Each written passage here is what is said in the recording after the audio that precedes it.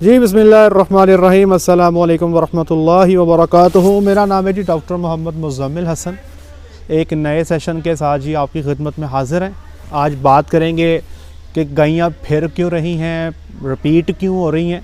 इस पे पहले भी बड़ा डिटेल में सेशन किया गया है। आजकल चूँकि ब्रीडिंग सीज़न भी है, हर बंदा जो है वो गायें गबन करने के चक्कर में लगा हुआ है। तो वो लोग जो कमर्शियल डेयरी फार्मिंग कर रहे हैं या कॉर्पोरेट सेक्टर से जिनका ताल्लुक़ है, उनके पास तो पूरी टीम्स मौजूद हैं, पूरा टेक्निकल स्टाफ मौजूद है, तो वो तो अपने टारगेट काफ़ी हद तक जो है वो हासिल कर लेते हैं। लेकिन कुछ फार्मर, जो छोटा फार्मर है जिसके पास 10 गायें हैं, 15 गायें हैं या 4-5 भैंसें रख के काम कर रहा है, महंगे पे महंगा टीका रखवा रहा है। और मैं आपको एक बात बड़े वसूख से बताता चलूँ, आज सबसे महंगा टीका पाकिस्तान में, सबसे महंगा टीका पाकिस्तान में अगर कोई रखवाता है तो ये हमारा छोटा फार्मर रखवाता है 5-10 गायों वाला। मैं उन फार्मर्स को जानता हूं जो 18,000 का टीका भी रखवाते हैं, 20,000 का टीका भी रखवाते हैं, 35,000 का टीका भी रखवाते हैं। मैंने खुद देखे। और वेरी अनफॉर्चुनेट है कि मैंने कुछ ऐसे फार्मर भी देखे हैं कि हमारे से कुछ लोग सीमन लेकर गए हैं, उन्होंने 2,000 का सीमन हमसे लिया है और आगे जाके उसको सेक्स का बना के 20 से 22,000 का भी बेचा है। ये मैं आपको बड़े वसूख से बात कर रहा हूँ। एक साहब ने हमसे सीमन लिया और एक सेक्स की डोज ली, एक नॉर्मल सीमन की डोज ली। जो सेक्स सीमन की डोज थी वो 7500 की लेके 18,000 की फार्मर को लगाई, और जो नॉर्मल डोज थी वो 2100 की लेके अल्हम्दुलिल्लाह फार्मर को 20,000 की लगाई। तो ऐसे तो हमारे छोटे फार्मर के साथ जो है वो मसाइल का सामना उनको करना पड़ रहा है। इसीलिए मैं फार्मर से कहता हूँ भाई अपना कंटेनर ले लें। अदरवाइज़ अगर किसी बंदे के पास 10 गायें भी हैं ना, तो सीमन की मद में जितने पैसे आप ज़्यादा आप दे देते हैं ना जी, तो उसका कंटेनर आपका आ जाना है। और अपनी मर्ज़ी का अपने कंपनी से सीमन लें और डॉक्टर साहब को 1000, 2000, 3000 जितना भी आपने देना है वो आप उनके साथ तय कर लेंगे, भाई ये टीका रख जाएँ और हमसे पैसे ले जाएँ, ठीक है जी। लेकिन डॉक्टर साहब को उनका पूरा हक दीजिएगा। मगर मुझे पूछे तो मेरा ख्याल ये है कम से कम 1000 रुपया तो अपना, अगर आपने किसी जानवर को अच्छा टीका रखवाना है तो डॉक्टर साहब को कम से कम 1000 रुपया, कम से कम मैं कह रहा हूँ ये लाजमी दें, ठीक है जी। अच्छा, अब बात करते हैं जी कि प्रॉब्लम्स हैं, जानवर फिर रहे हैं तो बहुत सारी वजूहात हैं। अब जहाँ तक तो जानवर का अपना ताल्लुक़ है तो वो तो ज़ाहिर बात है हर जगह पे डॉक्टर्स मौजूद हैं, वो आपको बता देते हैं चेक करके कि भाई गाय के अंदर मसला है या नहीं है। ये तो एक बात है। दूसरा, सीमन की क्वालिटी है। इस पे हम कई तरह सेशन कर चुके हैं भाई, जब भी सीमन लें चेक करके लें या किसी ऐसे बंदे से लें जिस पे आपको एतमाद हो। मैं ना जी एक दफ़ा गाड़ी पे जा रहा था, मेरे साथ एक कंपनी के साहब थे, मैं नाम नहीं लूँगा, मैंने आपसे पहले ही कहा कि हम कंपनीज़ का नाम नहीं लेते। तो मुझे वो कहता डॉक्टर साहब कल ना जी गड्डी खराब होंदे बच गई। मैं की होया? कहना डॉक्टर साहब मैं जा रहा सी ते कंटेनर पीछे सीट ते पिया सी, मैनू पता कोई ना लगा।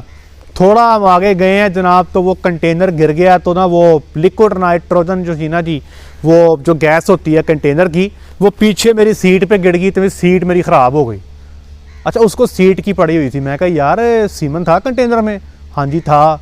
मैं कहा यार आपको सीट की फिक्र है, वो जो सीमन इतना सारा कंटेनर में पड़ा हुआ है, डॉक्टर साहब जाके मैं गैस और पवा ली, कुछ नहीं होता इन्हें ना।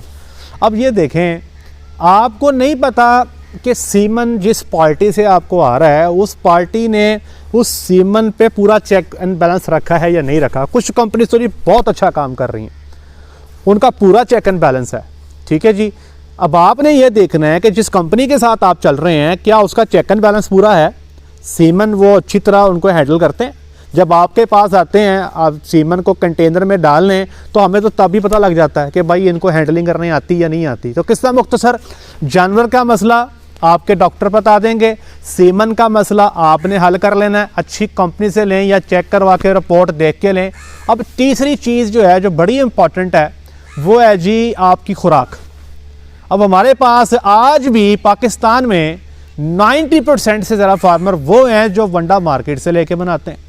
अच्छा, अगर आप दूर दराज के एरियाज़ में चले जाएं ना, उन बेचारों के पास ये आइटम्स अवेलेबल ही नहीं है, ना उनको सोयाबीन मिल मिलती है, ना कनोला मिलता है, उनको आइटम्स ही अवेलेबल नहीं है। वो उन बेचारों के पास जो है ना मजबूर है कि वो जो है ना मार्केट के वंडे इस्तेमाल करें। मैंने पीछे भी कहा था कि चलें मार्केट के वंडे इस्तेमाल करने तो कर लें, लेकिन आप फार्मूला खुद से कंपनी को प्रोवाइड करेंगे, भाई ये फार्मूला बना के दे दो, पैसे बताओ कितने हैं, ठीक है जी।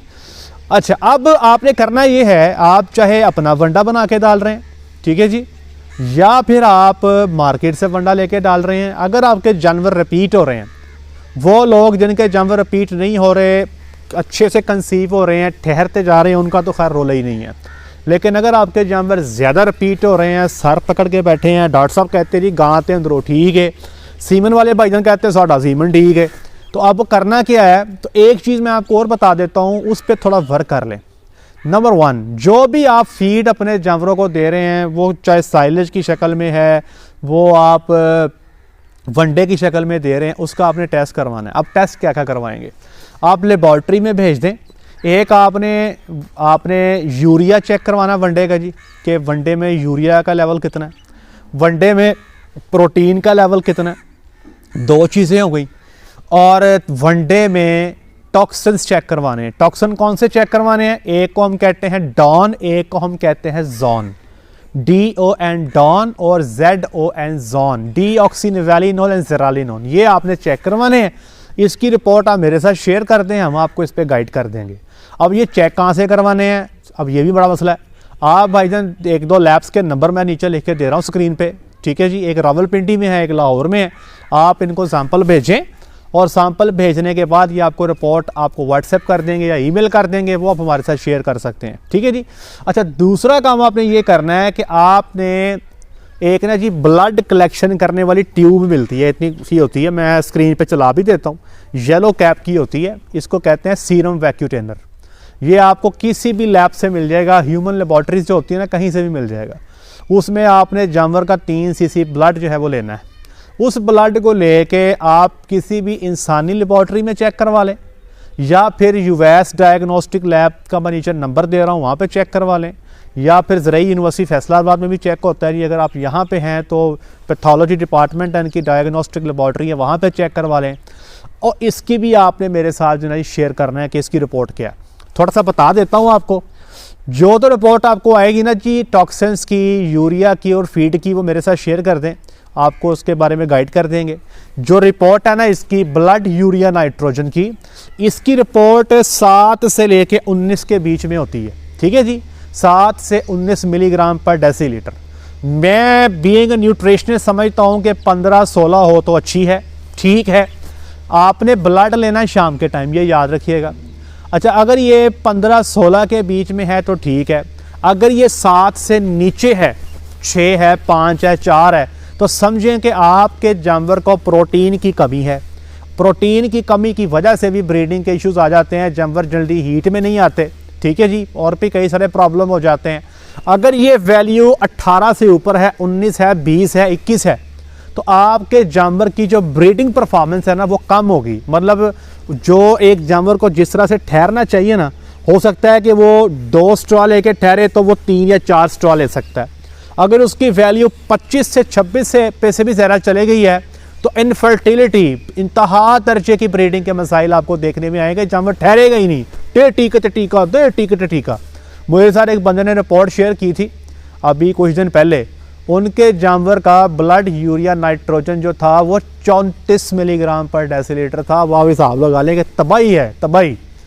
दूसरा, मिल्क यूरिया नाइट्रोजन भी चेक करवा सकते हैं। मैंने कई ज़राए से पता किया है, अभी मुझे कोई लेबॉर्ट्री ऐसी मिली नहीं जहां से मिल्क यूरिया नाइट्रोजन चेक हो। अगर कोई साहब मुझे सुन रहे हैं और वो जानते हैं कि पाकिस्तान में मिल्क यूरिया नाइट्रोजन कौन सी लेबॉर्ट्री चेक करती है, तो काइंडली सदका जारिया समझ कर नीचे कमेंट सेक्शन में ज़रूर बताएं कि यहाँ से मिल्क यूरिया नाइट्रोजन आप चेक करवा लें। मिल्क यूरिया नाइट्रोजन जो है 7 से लेकर 16 तक की जो मिकदार है ये ठीक है, 13-14 पे ओके है। 7 से नीचे है तो जानवर को प्रोटीन की कमी है, 18-19 पे है तो ब्रीडिंग के मसाइल आएंगे, 25 पे चली गई है तो इंतहा दर्जे के मसाइल होंगे, और अगर ये 38 से 40 पे चली गई है तो आपकी गायें बीमार हैं, सिक हैं। ये बात ज़हन में रख लें। ये आपको मैंने थोड़ी सी बात बता दी है, इस पे काम करें। अगर जानवर रिपीट हो रहे हैं तो ये वनडे का टेस्ट भी करवा लें जो बताया, और ये ब्लड यूरिया नाइट्रोजन जो है ये भी चेक करवा लें। और आपके पास ही टाइम थोड़ा रह गया, जनवरी की होगी 10 तारीख आज जब मैं वीडियो बना रहा हूँ, हो सकता है कोई 4-5 दिन तक इसको अपलोड करूँगा। तो वैलेटी गायों के लिए सिर्फ आप कह लें 31 मार्च तक का टाइम अच्छा होता है, 2.25 महीने का टाइम रह गया। इसके अंदर भाई जितनी ज़्यादा गबड़ें कर सकते हैं करा लें। अदरवाइज़ बाद में गर्मी आ जाती है, फिर गाय किसी भी वजह से फिर रही हो, हम कहते हैं यार हीट स्ट्रेस है, गर्मी बड़ी है, भाई गाय ठहर नहीं रही। तो आज ही काम करें, अगले 1 हफ्ते के अंदर सारी रिपोर्टें कंपाइल करें और इस पर जो है ना काम करें, ताकि आप अपने जानवरों को ज़्यादा से ज़्यादा गमन कर सकें। आज तक के लिए इतना ही। अपना ख्याल रखिएगा, दुआ में याद रखिएगा, 5 वक्त की नमाज़ अदा कीजिएगा। अस्सलाम वालेकुम।